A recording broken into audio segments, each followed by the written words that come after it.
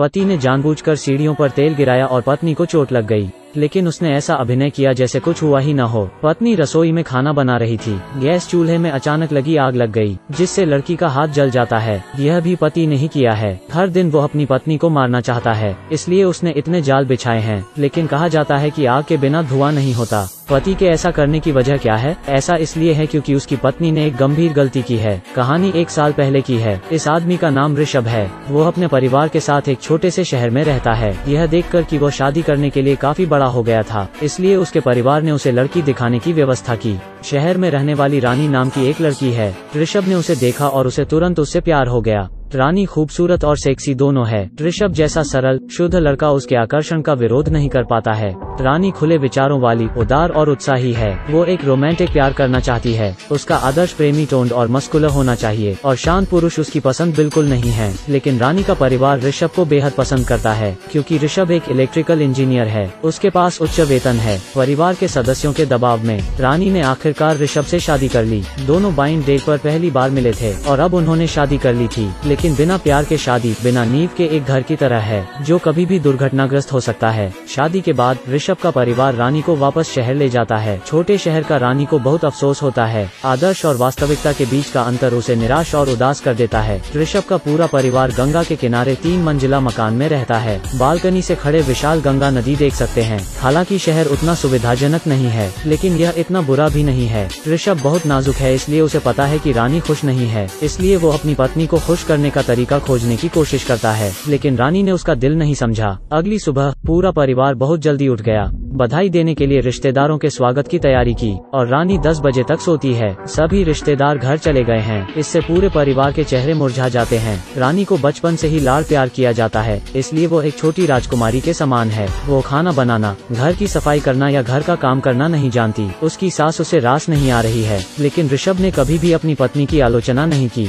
उसे अब भी विश्वास है कि वो धीरे धीरे बदल जाएगी, क्योंकि कोई एक अच्छी पत्नी बनने के लिए पैदा नहीं होता है। ऋषभ की नम्रता और धैर्य ने रानी को छुआ। उसने ऋषभ के साथ रहने की कोशिश करने का फैसला किया। पति पत्नी के संबंध अधिक मधुर होते रहते हैं। घर में रानी बेहद कैजुअल पहनती है। ऋषभ जब भी उसे देखता है उसका दिल धड़क उठता है। कुछ दिनों बाद आखिरकार उसने अपनी पत्नी के पास जाने की हिम्मत जुटाई। रानी ने भी मना नहीं किया, लेकिन क्योंकि वो बहुत घबराया हुआ था, तो ऋषभ जल्दी से टॉयलेट की तरफ भागा। रानी उससे बहुत निराश थी। VH मदद नहीं कर सकती, लेकिन शिकायत करने के लिए उसने दोस्तों से बात की। ऋषभ को बेकार आदमी समझकर उस पर हंसे भी। ये शब्द ऋषभ ने सुने थे। उसे बहुत शर्मिंदगी महसूस हुई। वो अपनी पत्नी की सभी बुरी आदतों को सह सकता है, पर यह अपमान नहीं। अगले दिन दोनों में शीत युद्ध शुरू हुआ। ऋषभ रानी को नहीं देखना चाहता, इसलिए वो ओवरटाइम काम करता है। दोनों के रिश्ते भी टूट रहे हैं। वे जीवन साथी की तुलना में रूममेट्स की तरह अधिक हैं, लेकिन रानी को नहीं लगता कि वो गलत थी। लेकिन वो यह भी मानती है कि उसका पति बहुत संवेदनशील है। एक दिन वो दरवाजे के बाहर शोर की वजह से उठी और बाहर आई। फिर उसने यार्ड में एक आदमी को देखा। नील नाम का यह शख्स ऋषभ का चचेरा भाई है। वो उनके घर कुछ दिन रहने आया है। रानी ने नील को देखा और उसका दिल बहुत तेजी से धड़क रहा था। नील का ठोस शरीर है और वो उसका आदर्श आदमी है। नील रानी के विचार देख सकता था। वो सक्रिय रूप से उसके करीब जाता है। नील महिलाओं को बहुत अच्छी तरह समझता है। वह कोमल और रोमांटिक भी है। वह भी शहर में रहता है और वे बहुत बातें करते हैं। नील को चाय पीना पसंद है। रानी तुरंत उसके लिए चाय बनाने रसोई में चली गई, लेकिन रानी कभी रसोई में नहीं रही, इसलिए वो नहीं जानती कि यह कैसे करना है। ऋषभ को लगता है कि उसकी पत्नी उसके लिए चाय बना रही है। वह नर्म है। इससे पहले वो गुस्से में था, लेकिन वो रानी को कभी नहीं छोड़ना चाहता था। ऋषभ ने धैर्यपूर्वक रानी के लिए चाय बनाना समाप्त किया, फिर कंपनी में चले गया। लेकिन जैसे ही वो चला गया, रानी चाय का प्याला नील के पास ले आई। वो प्यार में अंधी थी। वो ऋषभ को उसके साथ अच्छा व्यवहार करते हुए नहीं देख सकती। रानी और नील बड़ी गलतियां करते रहते हैं। वो प्यार भी करते हैं। नील ने कहा कि उसे बकरी का मांस खाना पसंद है। अगले दिन रानी मांस खरीदने बाजार की ओर गई। वो महिला जिसने हमेशा गंदा होने के लिए रसोई की आलोचना की थी, एक आदमी जिसे वो सिर्फ आधे महीने से जानती थी, उसके लिए इस गंदे बाजार में आई थी।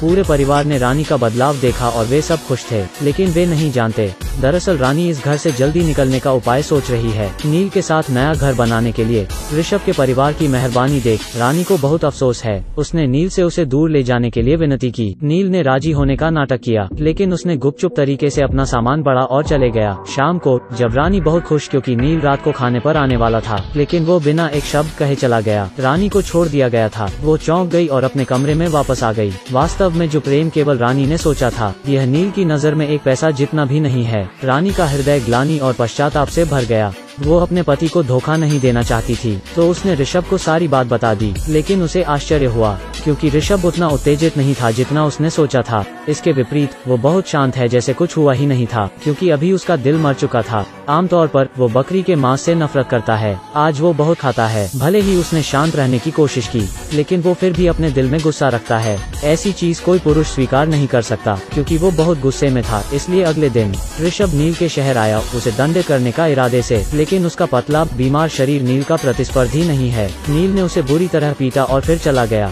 ऋषभ जख्मी चेहरे के साथ घर आता है। रानी के सवालों पर वो बस चुप रहता है। रानी जानती है कि वो गलत थी। वो इस शादी को बचाने के तरीके खोजने की कोशिश करती है, लेकिन ऋषभ अपनी पत्नी का सामना करना नहीं चाहता, क्योंकि हर बार जब वो उसका चेहरा देखता है, वो उस दृश्य को देखता है जहाँ रानी ने उसे धोखा दिया था। ईर्ष्या और घृणा के कारण ऋषभ की सोच विकृत हो जाती है। वो अपनी पत्नी को माफ नहीं कर सकता। वो उसे दंडित करने का तरीका खोजने लगता है। सीढ़ियों पर तेल डालना, रसोई में आग लगाना, यह सब उसका बदला है। ऋषभ की पीड़ा के तहत रानी हर दिन डर के साए में रहती है। वो लगभग पागल हो जाती है। हताशा में रानी छत पर चली गई। वो अपनी मौत से सब कुछ खत्म करने वाली थी। ऋषभ उसे रोकने के लिए दौड़ा। वो रोया और उससे माफी की भीख मांगी। वो रानी से नफरत नहीं करता था, लेकिन खुद से नफरत करता था। बेकार होने के कारण, इतना कमजोर होने के कारण दोनों ने एक दूसरे को गले लगाया और रो पड़े। दोनों ने सब कुछ एक तरफ रखकर फिर से शुरू करने का फैसला किया। अगले दिन ऋषभ अपनी पूर्व सज्जनता में लौट आया। रानी भी सीखने की कोशिश करती है कि एक अच्छी पत्नी कैसे बने।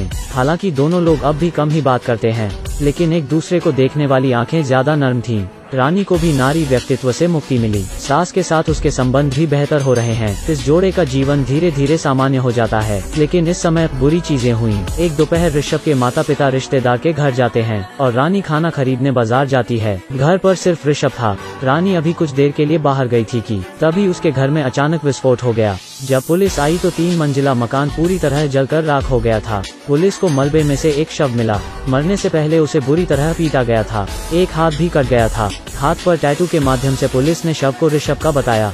ऋषभ रानी से प्यार करता था, इसलिए शादी के कुछ समय बाद ही उसने अपने हाथ पर उसके नाम का टैटू गुदवाया था। शहर में रानी और नील के बारे में अफवाहों के साथ पुलिस को शक है कि यह एक हत्या है और रानी और नील सबसे बड़े संदिग्ध हैं।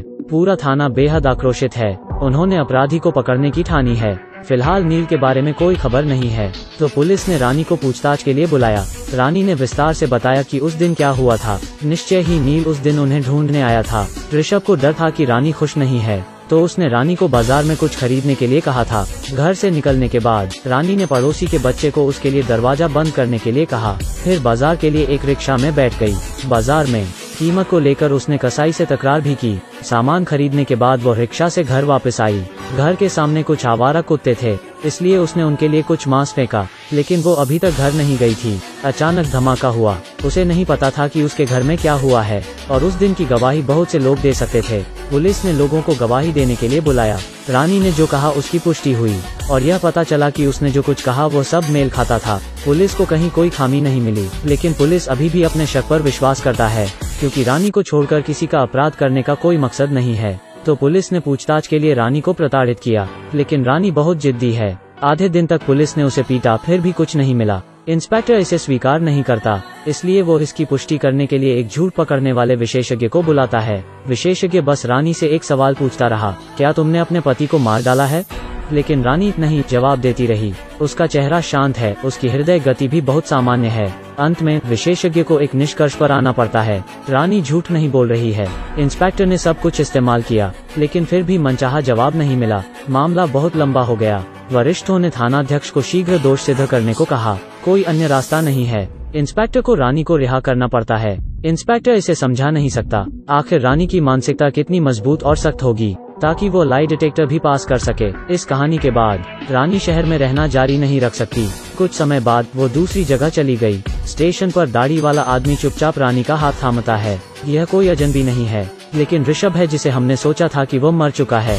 हवा चलती है और ऋषभ की एक बाजू फड़फड़ाती है। दो लोग एक दूसरे को देखकर मुस्कुरा रहे हैं। मामले की सच्चाई भी धीरे धीरे सामने आ रही है। अपराध का दिन। नील अचानक उनकी तलाश में आ गया। उसकी और रानी की कहानी पूरे शहर में अफवाह थी। हर कोई बात कर रहा है। नील को लगता है कि उसकी प्रतिष्ठा बर्बाद हो गई है। एक स्वार्थी व्यक्ति होने के नाते वो दोनों को धमकी देने आया था, इसलिए नील ने रानी से यह स्वीकार करने के लिए कहा कि सभी गलतियां उसके द्वारा की गई हैं। अगर वो नहीं मानी तो वो रानी की निजी तस्वीरें ऑनलाइन पोस्ट कर देगा। बहुत आक्रामक ऋषभ इसे अब और नहीं सह सकता, इसलिए उसने नील से झगड़ा शुरू किया, लेकिन वो नील के लिए कोई मुकाबला नहीं है। ऋषभ को जल्दी से जमीन पर पटक दिया जाता है। रानी अपने पति को बचाना चाहती है, इसलिए उसने बकरी का मांस फ्रिज से लिया और नील के सिर पर जोर से मारा। नील के सिर में लगी चोट लगी और वो मौके पर ही मर गया। शव को जमीन पर पड़ा देख रानी घबराने लगती है। उसने गलती से उसे मार डाला है, उसे जरूर गिरफ्तार किया जाएगा। लेकिन ऋषभ बहुत शांत है। उसने तुरंत सोचा और एक योजना के साथ आया। उसने रसोई से चाकू लिया और नील की एक बांह काट दी। फिर उसने रानी से उसके लिए एक आइस पैक लाने को कहा। फिर उसने चाकू लिया और अपने हाथ पर निशाना लगाया। एक चीख के बाद ऋषभ का हाथ कट गया। उसने नील से अपने कपड़े बदले। उसने चाल का इस्तेमाल किया नील की लाश को अपना बताकर छिपाने के लिए। ऋषभ एक इलेक्ट्रिकल इंजीनियर है, इसलिए उसने दर्द को थामने की कोशिश की और रसोई घर में एक स्व विस्फोट प्रणाली डिजाइन की। उसने रानी से फर्श पर लगे खून के धब्बे साफ करने को कहा। फिर टाइमर शुरू किया।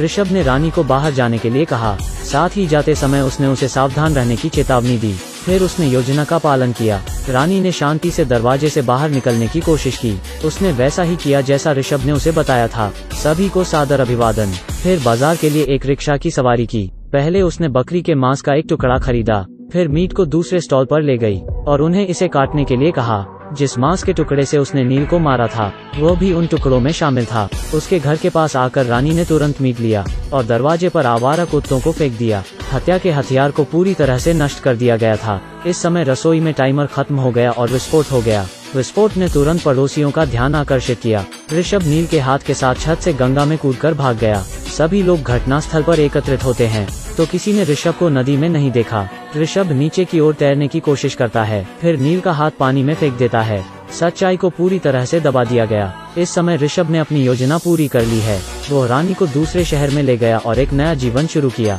यह बेहतरीन डिटेक्टिव लॉजिक वाली फिल्म हसीन दिलरुबा है। कथानक तार्किक और आश्चर्यजनक विवरणों से भरा है। यदि आप केवल पिछले भाग की सामग्री देखते हैं, तब निम्नलिखित भाग की विशेष सामग्री की कल्पना करना कठिन है। अगर आपको यह दिलचस्प लगी हो तो पूरी फिल्म देखें। ठीक है, मैं हुयेन हूँ। अगली दिलचस्प फिल्मों में फिर मिलते हैं।